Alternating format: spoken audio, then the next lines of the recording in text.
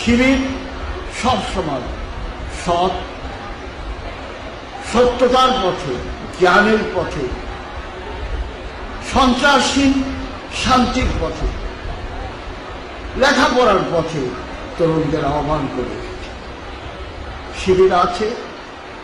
সেজন্য যারা সন্ত্রাস করে, যারা ধ্বংসাত্মক, যারা সবসময় দেশের অনিষ্ট চেয়েছে, তারা শিবিরকে পেরে ফেলার চেষ্টা করে এসেছে, কিন্তু তারা তা পারে না, তারা তা পারবে না ইনশাআল্লাহ।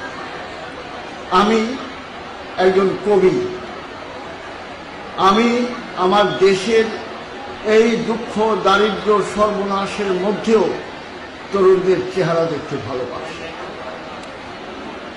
তোমাদের একটি কথাই শুধু বলতে চাই, আজ এ কথা বলা বড়ই প্রয়োজন।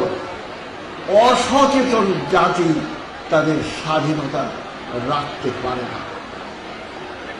সবসময় সচেতন থাকতে হবে এই মাটির প্রতি, এই ভূমির প্রতি, এই দেশের মানুষের প্রতি, এদেশের আধ্যাত্মিকতার প্রতি, এদেশের যে অতীত লড়াই, যে লড়াই অতিক্রম করে এসছে। আজকের সমাজ তোমরা জানো না কত রক্তপাত হয়েছে দেশে। শুধু বানভাসিতে কাদা নরম তা না, বহু শহীদের রক্তেও বাংলাদেশের মৃত্তিকা সিক্ত হয়ে আছে। কারণ এর একটা ঐতিহ্য আছে, এর একটা কোরবানি করার একটা নিয়ম রয়েছে, একটা ঐতিহ্য রয়েছে। সেই নিয়মে এগিয়ে যেতে হবে সবাইকে।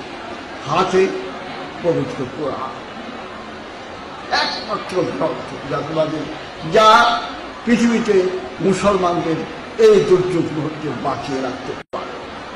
তরুণেরা মনে রাখবে যে তোমরা যদি তোমাদের কর্তব্য না করো, তাহলে এই দেশে তোমাদের পেছন দিক থেকে এমন কিছু এসে হাজির হবে যা তোমরা চিন্তাও করতে পারো। মনে রেখো, তুমি অন্ধ, তুমি দেখতে পাও না, সেই জন্য কি বিপ্লব বন্ধ হয়ে থাকে? অন্ধ হলে কি প্রলয় বন্ধ থাকে?